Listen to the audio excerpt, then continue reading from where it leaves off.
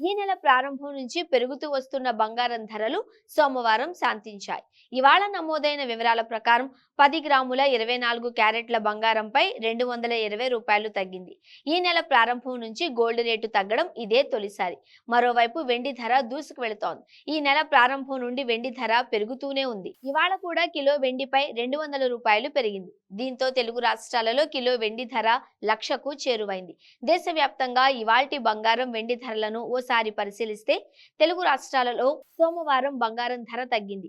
ఉదయం నమోదైన వివరాల ప్రకారం హైదరాబాద్, విజయవాడ, విశాఖపట్నంలో 22 క్యారెట్ల 10 గ్రాముల బంగారం ధర రూ. 67,450 కాగా 10 గ్రాముల 24 క్యారెట్ల గోల్డ్ ధర రూ. 73,580. దేశ రాజధాని ఢిల్లీలో 22 క్యారెట్ల 10 గ్రాముల బంగారం ధర రూ. 67,600 కాగా 24 క్యారెట్ల 10 గ్రాముల బంగారం ధర రూ.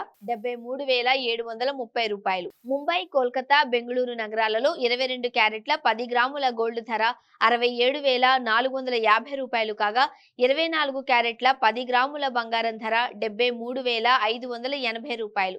చెన్నైలో 22 క్యారెట్ల 10 గ్రాముల గోల్డ్ ధర రూ. 68,000 కాగా 24 క్యారెట్ల గోల్డ్ ధర రూ. 74,180కు చేరింది. దేశవ్యాప్తంగా సోమవారం వెండి ధర పెరిగింది. ఉదయం నమోదైన వివరాల ప్రకారం తెలుగు రాష్ట్రాలలోని ప్రధాన నగరాలైన హైదరాబాద్, విజయవాడ, విశాఖపట్నాలలో కిలో వెండి 99,500.